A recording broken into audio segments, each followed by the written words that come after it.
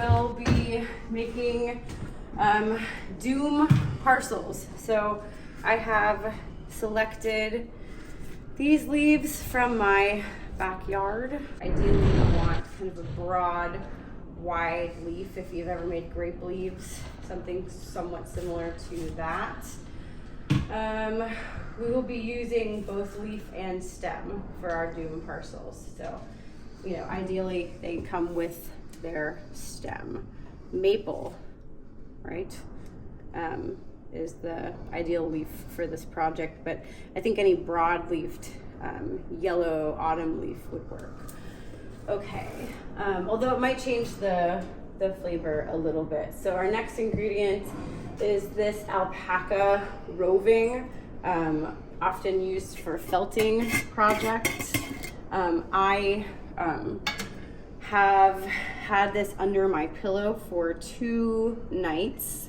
That just sort of adds to the complexity and the richness of the comfort that this sort of provides. So this sort of concept of a doom parcel is that we're encasing this alarm bell doom inside of something soft and protective, and so that just adds a layer of that protectiveness. I would highly recommend that you don't skip that step. Our next ingredient would be those alarm bells. These are available in a variety of sizes. Terrified, slightly concerned, right? Holy fucking shit. I might have to pay attention to that, you know? So we'll make different parcels according to our own, here we go. Get the fuck out, right? So we'll create ours accordingly. Our next ingredient that you'll want to have ready would be your Alternaria-spotted zinnia leaf tips. So these I have sourced from my home garden. If you grow zinnia, you will have these as well. It's very important to source only the tip of these so that the fungus can continue to thrive and infest all of your zinnia, and hopefully, you know, some other plants as well. Look how beautiful. This is one of the main ingredients. This diseased foliage is really going to lift this dish and give us a lot of flavor. Here we have some beautiful diseased leaf matter. I like to wait till it's pretty diseased to give it a trim, although sometimes this gets a little crunchy and challenging to use, but it is really a delicacy. But essentially, in order to ethically harvest this plant, it's important that we don't just pull the leaf off or pull the plant up. We really want to make sure we leave some of these spores behind. So what we're going to do is you come around, and ideally you cut this kind of curved shape like so. So you want to leave that curve, and that will fall. And we'll pick that up in just a moment, but let me show you how we do the other side. It's best if you sort of create the symmetry. So we give that a nice symmetrical cut, and voila. Let's see. So the next things that we'll be using, and these are somewhat negotiable. I like to use this sort of flash, you know, just a sprinkle, kind of like a holographic, you know, just a dash of this will go in. And then additionally, this dried Playdoh remnant, which I've been sort of shaving as we go. I have these clumps If you're the person that cleans up after your children, you can really easily source this and shave it at your leisure, or sometimes I just pick up the little pieces, but in any case, I have this shaved and ready for us here. Let's see, and then I'm going to use a little Cleaver tincture just to add a little bit of oil. This is known to be a lymphatic aid. It's just going to give us a nice little, you can see, this is nice and old. But you know Cleaver, it's that one that always like gets stuck to you when you walk past. It's super irritating. You'll definitely want to add a little bit of this to each parcel as well. And I guess that's it.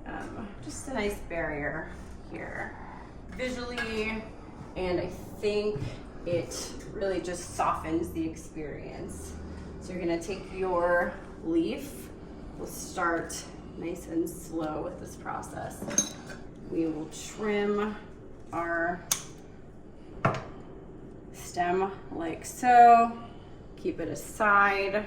Now you could go through these and you could cut every single one off. I just kind of like to do things step by step with each parcel. I think it really helps solidify the sort of the alchemy of the recipe works a little bit better if you have sort of been repetitive.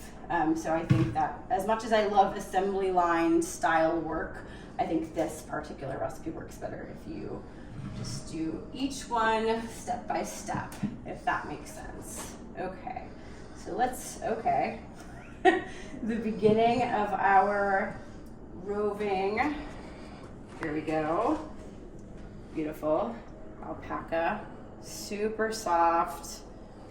It's so cozy just to be holding this. It's kind of chilly in here today, so this is adding a lot for me, just holding this. So get yourself a nice little chunk, and you're gonna make a little bed right here. I'm gonna do it this way. I'm gonna have my cut end sticking out right like that. It doesn't have to be perfect, but yeah, there we go. Just press that down.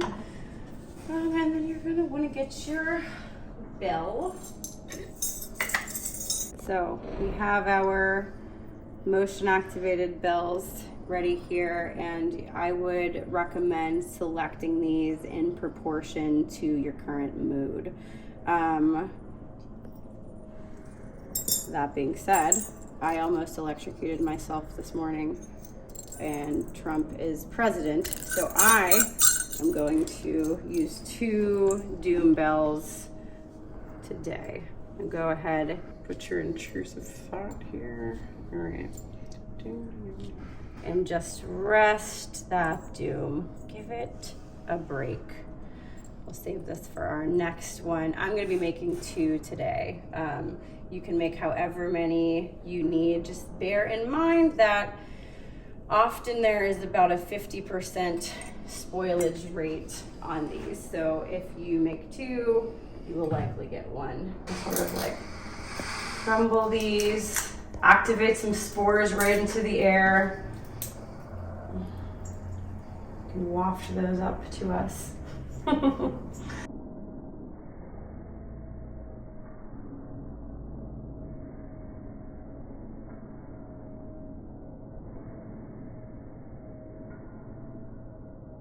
They're going to be bringing all of this together, sort of getting our parcel a little bit more contained. And that will just kind of act like a mute to that bell. Again, not fully tuning it out, not ignoring it completely, but just turning the volume down a little bit.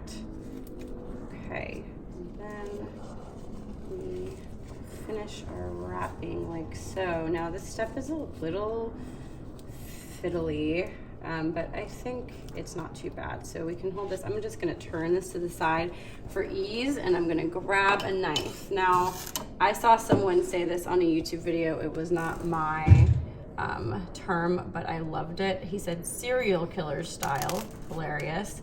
We're going to cut these in here. I just hit the bell like that. Okay, so now we're gonna puncture through here. And oh, that was so much easier this time. Great, so we'll do that. And then I do think we need to kind of go back through and give it a little bit more strength if we want this one to survive. Okay, that broke, but that's okay. Okay, that did not work. So, all right.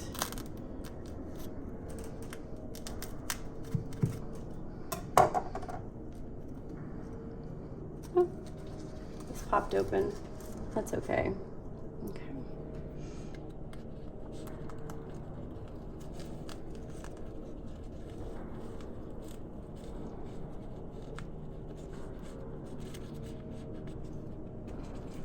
I'm just gonna hold this in my hand for this part to give it a little bit more strength this time.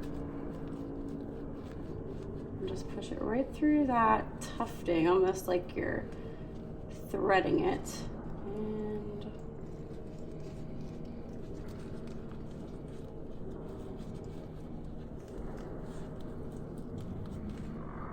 voila.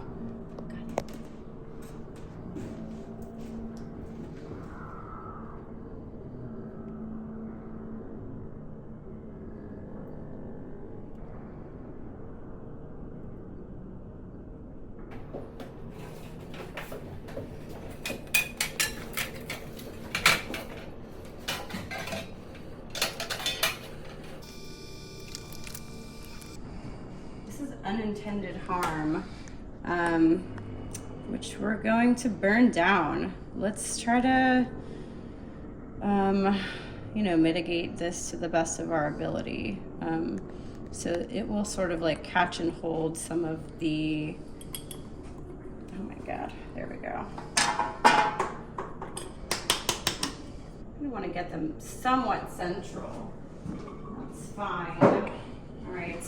And then this is going to be our fuel source and also our timer. So this is limited time. We are cooking with time. So it's interesting to me because these are fuel, but they are also timers that will help us keep track. So when these are fully sort of burned down, we'll go ahead.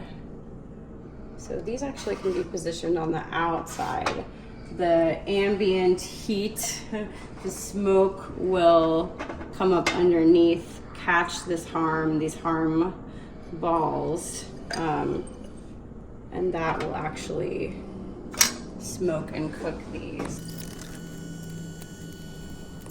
Okay, so we're gonna want to position our parcels in the center, right above our harm holes.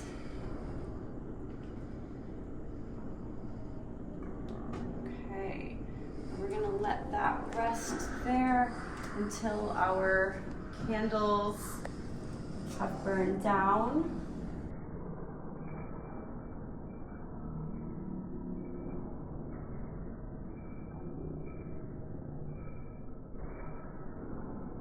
So those are looking pretty good. We have some catching. I see some wax coming down. That's what you want to see. I think that this ought to take, I don't know, about 15 minutes to 20 minutes to cook. Once our candles have gone out, then we'll know that it is ready. They all need to go out. If just one goes out, that's totally fine. You don't have to change anything, but you need each candle to go out to sort of maximize that time fuel. I love this patient part. I think, nope, I still see a little bit. Oh, there we go. And that's how you know. Okay, let's take a look at how these are doing. I hope that they're done. Oh my God, okay. They're definitely done. You can tell by the beautiful red juices that they are now dripping onto our coals. Our candles are burned. This looks wonderful. Okay, I'm gonna give it a little smell. Okay, yeah. Very, very aromatic kind of smell. Like, I don't know, let's see. I mean, to me, it's like, it smells like art school, but I think it's probably different for everyone. Okay, now I'm actually going to, yeah. All right, let's get this into the light so we can hear it a little bit better. Okay, so, hear that? Okay, I think that this one is successful.